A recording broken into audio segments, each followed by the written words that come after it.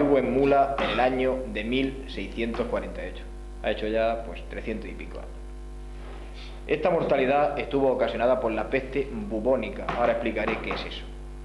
Pero no fue un hecho aislado.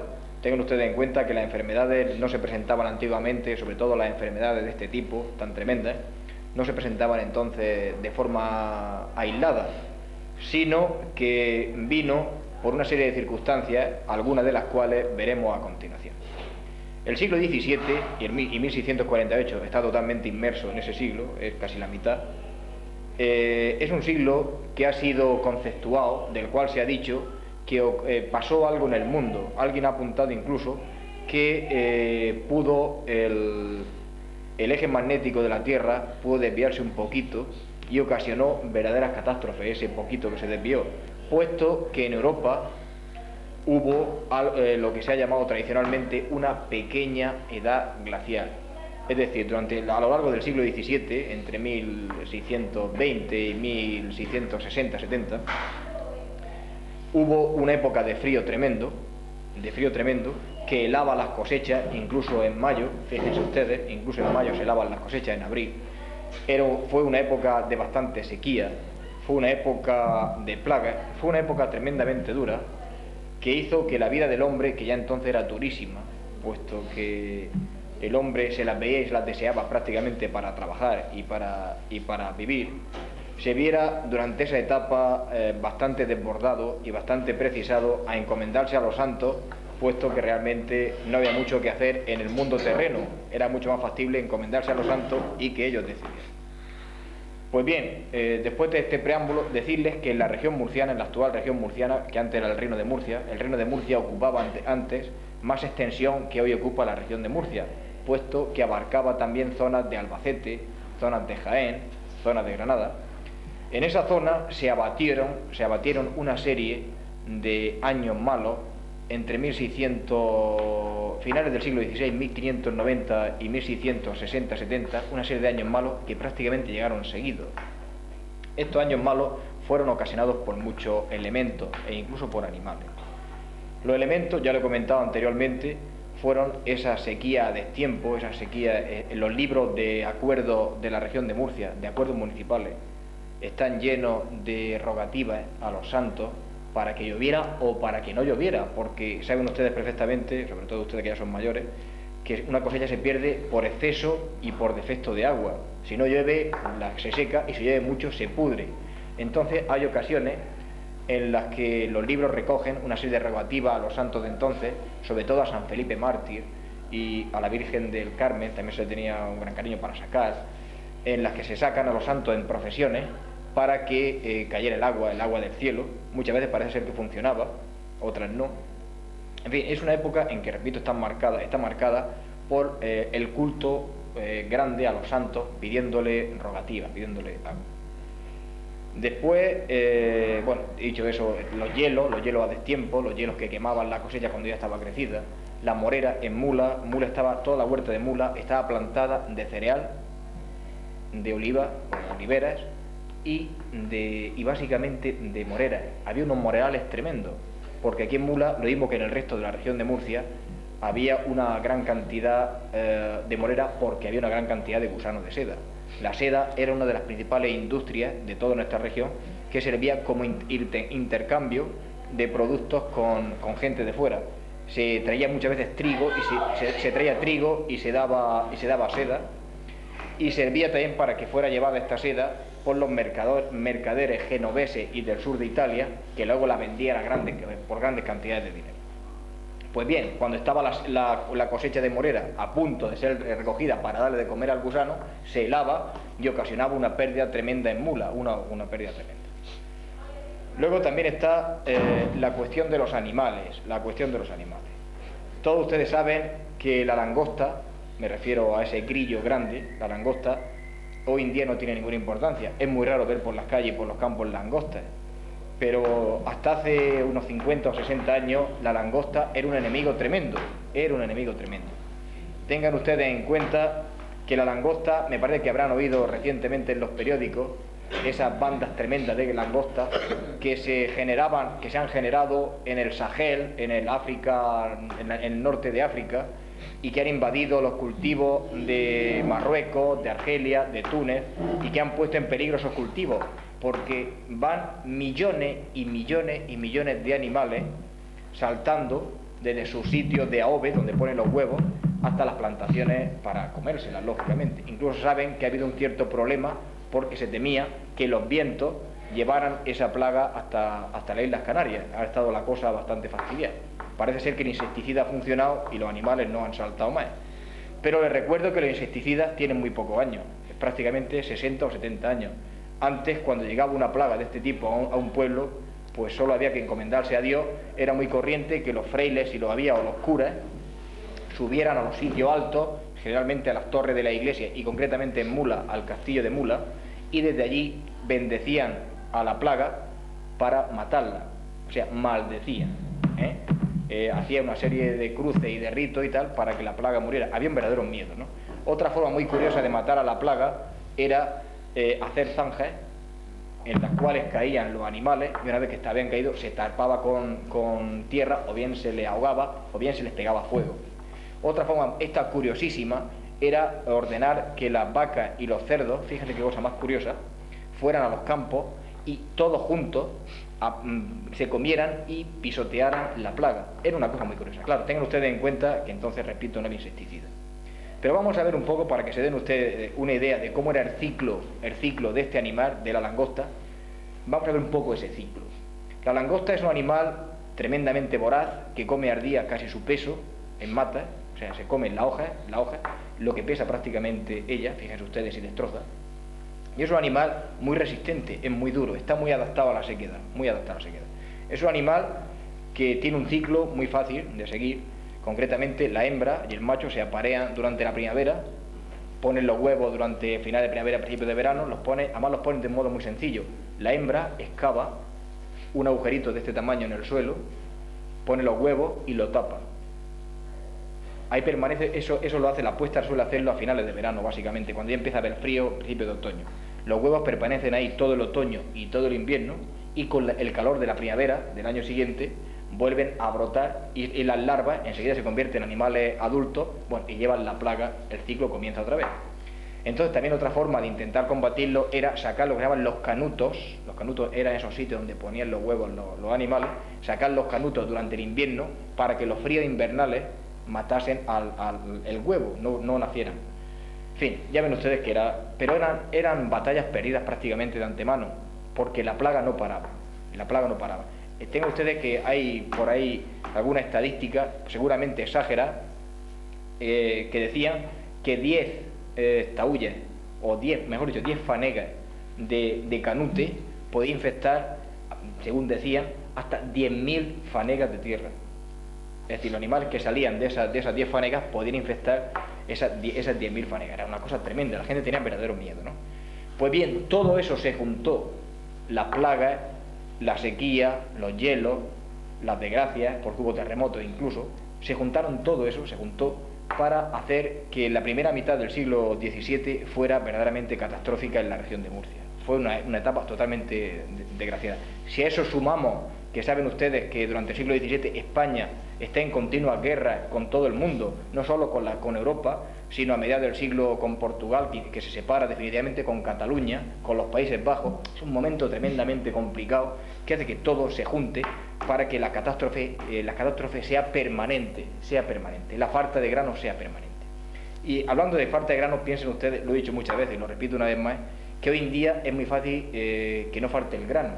Aunque aquí no exista cosecha, lo bastante que exista cosecha en el resto de España es suficiente para que nuestros panaderos pidan camiones de trigo, de lo que sea, a León, ya que a la tarde siguiente o al día siguiente tengan el camión en la puerta de su casa, lo descarguen y aquella noche hagan el pan.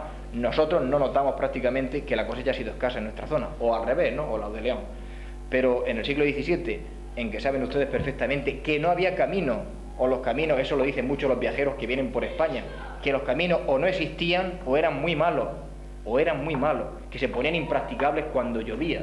Imagínense ustedes lo que costaba traer una recua de grano, de animales con grano, pues yo que sé, desde La Mancha.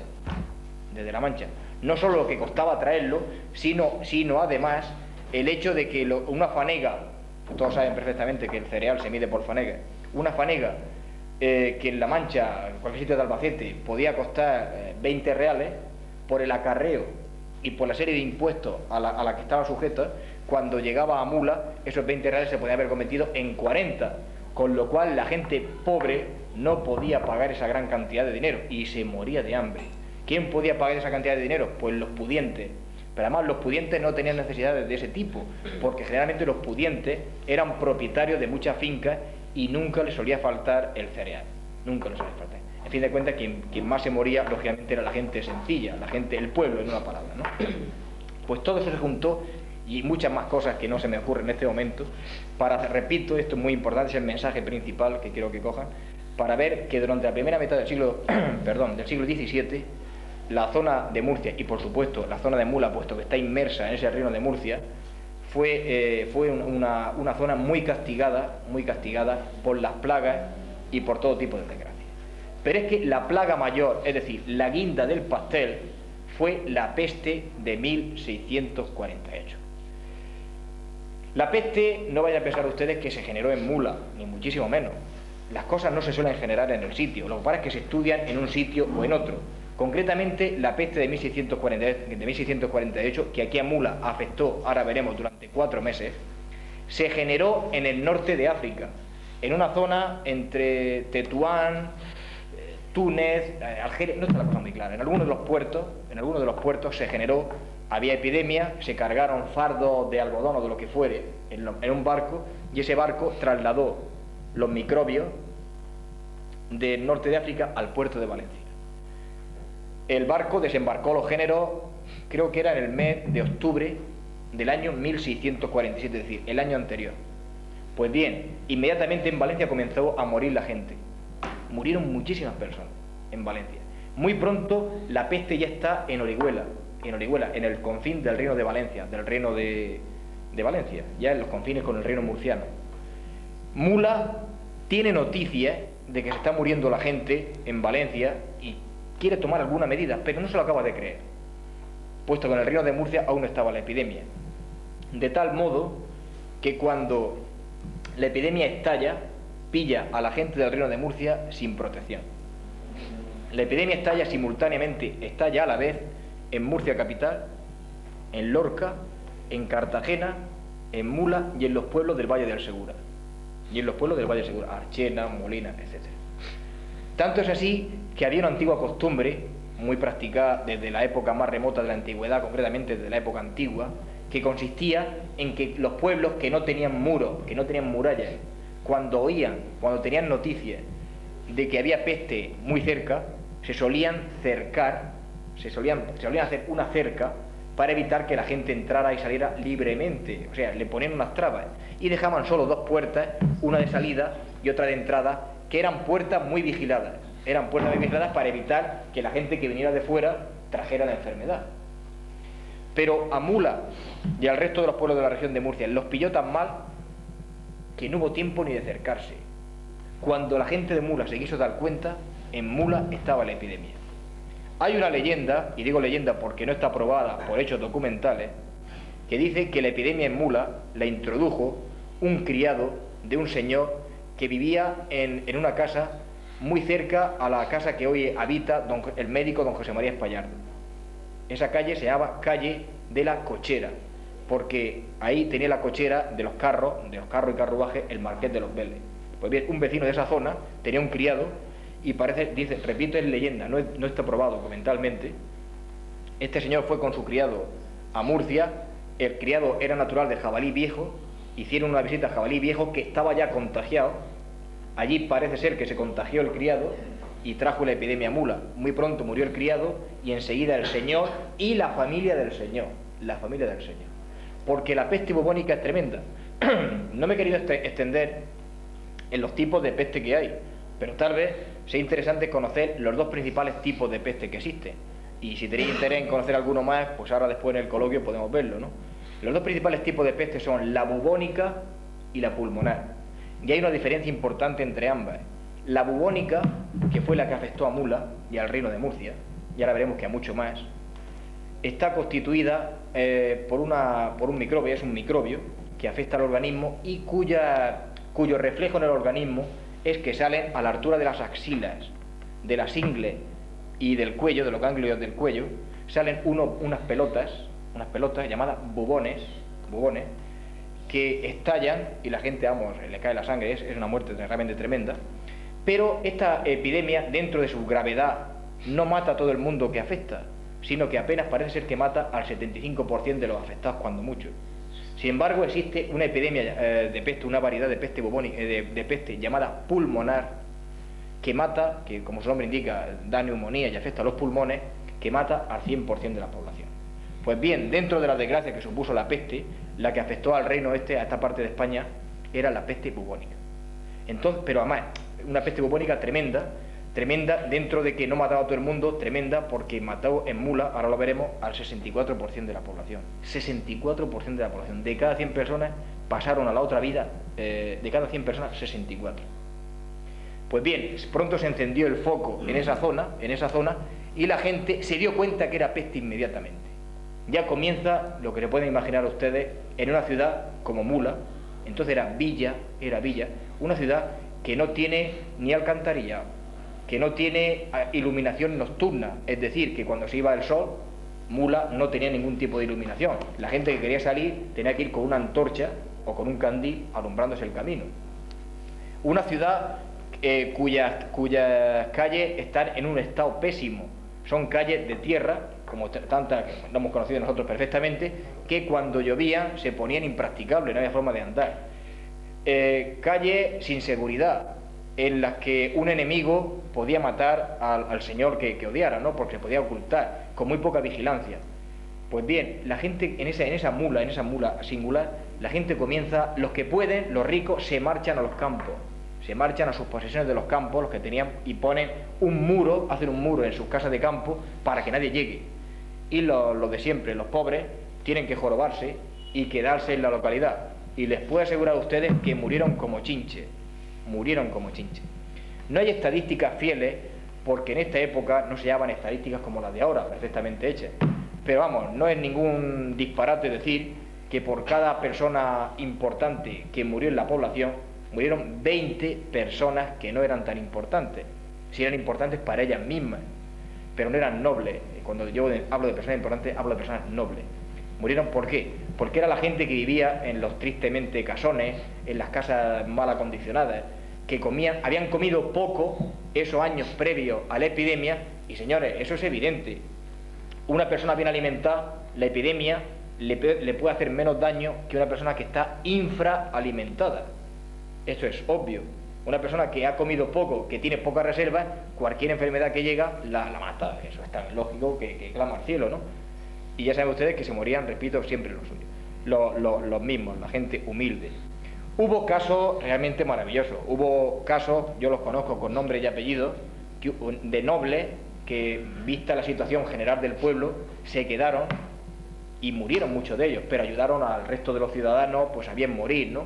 Tengan ustedes en cuenta que hay un documento que lo traigo aquí que dice que era un momento en que no había padres a hijos, es decir, que los hijos huían de los padres y los padres de los hijos, porque piensen ustedes que para la mentalidad de la época lo que había acontecido, lo que estaba pasando en Mula, solo podía ser un castigo divino, porque ellos, bueno, saben perfectamente ustedes que en esa época no se conocían los microbios.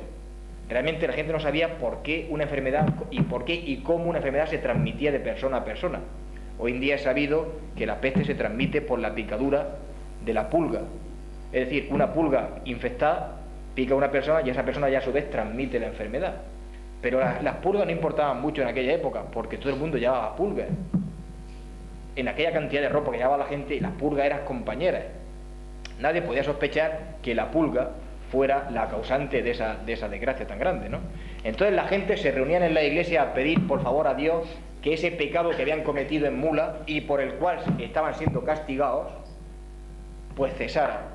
Entonces la gente se reunía y claro, la pulga y las personas contagiadas inmediatamente contagiaban a la gente de alrededor y la mortalidad iba en exceso, iba muriendo cada vez más gente. ¿Qué pasó para que cesara? Bueno, realmente la medicina nos dice que una epidemia de peste bubónica suele manifestarse durante la primavera y el verano. Y ya durante la segunda mitad del verano y parte del otoño, y por supuesto en el invierno, la epidemia suele cesar. En Mula se dijo que la epidemia cesó porque la marquesa de los Vélez, en el tercer mes de los 4 que duró la epidemia, porque la epidemia afectó a Mula desde principios de abril a finales de mayo, principios de junio, casi 4 meses. Pues bien, en mayo o por ahí, en junio o por ahí, la marquesa de los Vélez, enterándose del estado en que se encontraba Mula, que estaba la gente muriéndose, mandó el cuerpo de San Felipe mártir, que era un mártir muerto en el siglo IV a.C. en Roma, antes de Cristo no, después de Cristo, lógicamente, si no, no sería mártir. Muerto en Roma, era un niño joven, cuyo cuerpo le había regalado un cardenal de Roma. Entonces, enterándose de la mortalidad, mandó el cuerpo a Mula, y dice la tradición que cuando entró el cuerpo cesó el contagio. Por eso San Felipe mártir es patrón de Mula hoy en día, ¿no? Se le atribuyó el cese de la epidemia a la entrada de San Felipe y por eso fue declarado patrón de Mula. Pero en fin, sabemos que aunque ayudaran las instancias divinas, ayudaran bastante, realmente lo que ocurrió fue eso, que conocemos perfectamente el ciclo de la epidemia pestífera. Vamos a ver un poco cuánta gente murió. Miren ustedes, yo conozco concretamente la gente que murió en la familia Valcárcel. Bueno, vaya por delante que el total aproximado de muertos, ya lo he dicho antes, fue de cada 100 afectados, 60 muertos, o 62 muertos, o 64 muertos, están todas. Fue bueno, realmente esos fueron los muertos. Luego, entre los afectados se escaparon muchos, ¿no? Unos más o menos fastidiados, pero se escaparon, ¿no? Pero vamos, los muertos de cada 100 fueron 64, fue una cosa tremenda. Hubo familias en las que entró la epidemia y mató a todos los miembros de la familia. Concretamente, yo tengo una relación de las pocas que conservo, de una familia Valcárcel, una de las ramas de la familia Valcárcel de Mula, que precisamente eran señores, eran gente importante y se quedó en la población, que murieron, yo digo de cabeza, no traigo el dato apuntado, 45 o 46 miembros de la familia en los 4 meses. Bueno, fue algo realmente catastrófico. Imagínense si eso ocurrió en casa de un gran señor, ¿qué no pasaría en la casa de la gente sencilla? Tuvo que ser una hecatombe. Vamos, además imagínense ustedes, porque claro, la gente, repito, que pensaba que habían pecado, ¿no? La gente estaba contrita, quería hacer penitencia pública. Por otro lado, se sabía perfectamente que una forma de combatir la enfermedad era quemando los enseres. O sea, cuando una casa era afectada por la epidemia, lo más cómodo era sacar los enseres, la ropa de cama, los cuadros, cualquier cosa que hubiera en la casa y quemarlo. Imagínense ustedes, en ese ambiente que antes he dicho, que Mula estaba sin luz, con calles en malas condiciones, los gritos de los heridos pidiendo auxilio, la gente quemando en cualquier esquina los enseres de una casa, gente que robando, aprovechándose de las circunstancias para asaltar las casas y robar, los curas dando la bendición a los enfermos, a los heridos, a la gente moribunda, la gente siendo llevada, porque todos saben ustedes que el modo más sencillo de llevar a la gente a su sitio de enterramiento eran por unos carros, llamados los famosos carros de la carne, en los cuales se echaban a los muertos y muchas veces a los moribundos, que parece ser que también había de esto, y se echaban enseguida, se vaciaban en la fosa colectiva, ¿no? La gente sacando a sus muertos afuera de las casas y echándolo al carro. En fin, tuvo que ser algo realmente tremendo. Y aquí aprovecho para hacer un inciso y decirles que hubo básicamente 2 grandes sitios donde se enterraba a la gente en esta epidemia. Uno era el Rincón del Carmen. Justamente debajo de la Torre del Carmen hay una tapia pequeña que está cerrada por una puerta. Ahí se enterró a mucha gente en aquella epidemia. Y donde más gente fue enterrada sucedió en la tapia, en lo que hoy en día es Huerto del Asilo, que era el huerto del antiguo hospital. Aún se conserva una lápida, una réplica de una lápida, porque la original está guardada, en la cual dice que allí están enterradas casi todas las personas que murieron en el contagio de aquel año. Bueno, tuvo que ser algo realmente tremendo. Con decir que yo he calculado que de una población, ese 64% que antes le he dicho, debió de ser unas 2.300 personas de 3.100 que tenía Mula. O sea, de 3.100 personas que habitaban en el pueblo, poco más o menos, se fueron al otro mundo unas 2.300. O sea, Una cosa así fue la hecatombe, la debacle en Mula. Tanto es así que Mula necesitó 100 años para llegar a la población que tenía en el año de 1647, que tenía en torno a 826 casas abiertas, casas habitadas. Pues para llegar a esos 826 vecinos o casas habitadas se requirieron 100 años. 100 años. O sea, fue una catástrofe que se recordó como el año de la peste durante muchísimas generaciones. Fue algo realmente tremendo. Pero es que la cosa no acabó ahí. Porque cuando la gente el pueblo se estaba recuperando. Bueno, dejo muchas cosas sobre la mesa, por si ustedes quieren preguntar ahora algo, si quieren entablar el coloquio, que creo que hemos tratado muchas cosas para que ahora se establezca el coloquio. Cierro el paréntesis y les digo que cuando Mula se estaba recuperando, no solo Mula, sino la región de Murcia y parte de España, porque lo que no he dicho, porque no venía mucho al caso, es que la epidemia esa que entró por Valencia llegó hasta Sevilla. En Sevilla mató a 100.000 personas. De Sevilla volvió a girar otra vez hacia acá y pasó por el Despeñaperro, por el paso de Despeñaperro, pasó a la parte este de Castilla, o sea, Albacete, la zona esta, y llegó hasta Zaragoza. Y entre 1647, que entra a España, y 1651-52, en que se extingue, la epidemia mató a 1 millón de personas en España. A 1 millón de personas, de los 8 o 9 que tenía España. Fíjense ustedes qué catástrofe. Pues bien, cuando Mula y parte del reino de Murcia se estaba recuperando de esa catástrofe, a los 30 años justo, en 1678, por Cartagena, una vez más por un puerto de mar, entró una epidemia procedente de no se sabe dónde, también de peste, que mató muchísima menos gente que la de 1648 por una razón fundamental. Pero si no mató mucha gente, por lo menos dio miedo. La gente salió otra vez corriendo, porque nada es que la palabra peste hacía que la gente se descompusiera, ¿no? Entonces salió la gente corriendo y mató a mucho menos gente esa epidemia, por una razón muy sencilla, porque la peste a la persona que le da la inmuniza para siempre. Es decir, una persona que ha pasado la peste no puede volver a pasarla 2 veces. Se morirá de otra cosa, pero de peste ya no muere. Y de algún modo, la epidemia de 1678 encontró en la gente que había sobrevivido a la epidemia de 30 años antes, y seguramente en su hijo, que de algún modo le habían transmitido la inmunidad, a gente más fuerte, a la vez que las cosechas fueron bastante mejores, la gente estaba más comida que 30 años antes, y permitió que esa epidemia no fuera tan sumamente tremenda como había sido la de 1648. ¿Mató a gente? Sí. Hay una carta preciosa en el archivo de Simancas, en Valladolid, en la cual el alcalde mayor de Cartagena pide al rey que mande a Mula un médico o 2, no recuerdo ahora mismo, porque Mula se está muriendo la gente de peste y necesitan médicos para que le atiendan y tal. O sea, la situación era realmente tremenda, ¿no? Pero no tan tremenda como la de 1648. Yo, he concluido por no cansaros demasiado, pero quisiera que ahora, pues, haber un coloquio. De verdad que quedan muchísimas cosas que tratar. He pergeñado bastantes cosas, pero no he querido profundizar en muchas de ellas, para que ahora abramos un coloquio si os apetece.